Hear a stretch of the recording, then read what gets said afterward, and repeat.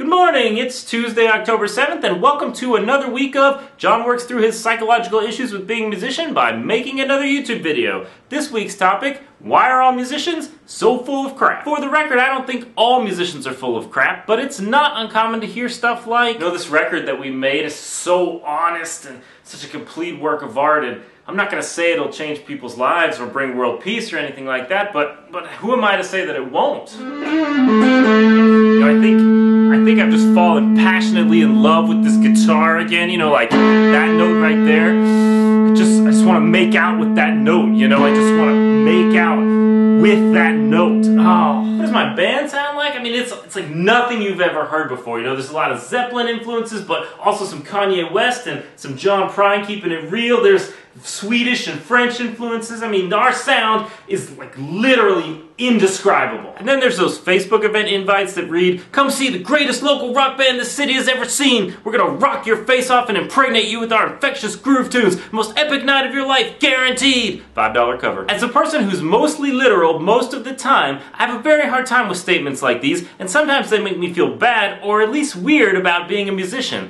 I mean, do we really need to talk like this? Oddly enough, I think we do. Hyperbolic statements like these serve two purposes. For the musician, they help legitimize the entire endeavor. Now, don't get me wrong, I think music is great, and it's obviously had a large impact on my life, but music does not fill a lot of low-level needs. I mean, if your kid comes to you and says, "Dad, I'm really hungry," and you look at him and sing, "Oh, of course, son.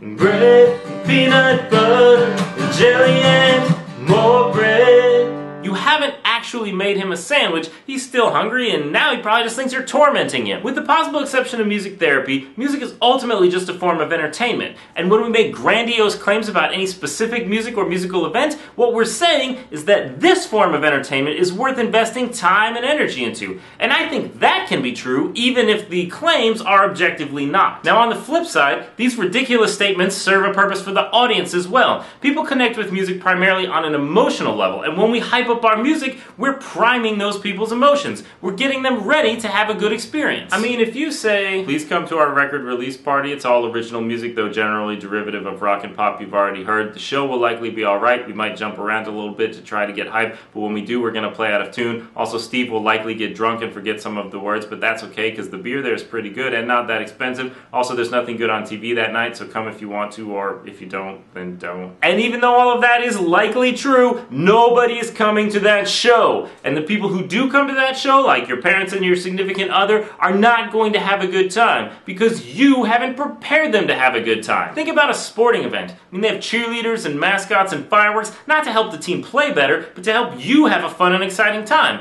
And talking up our music, even when we're completely full of bull stuffs, is the same thing. We're trying to help the listener have a fun and exciting time. So there you have it. I finally allowed myself to be completely full of it when talking about music for both of our benefits. And I think this can extend to videos as well, so click here to watch my last video, which is completely epic and will rock your face off, and then later click over here to watch my next video, which will surgically reattach your face 10% more beautifully than it ever was. In your experience, do you think musicians are full of crap, and do you think that's okay? Leave your answers in the comments below, and as always, thanks for watching. I just want to make passionate love to that note all night. Yes! Oh! 2 notes! Oh, threesome!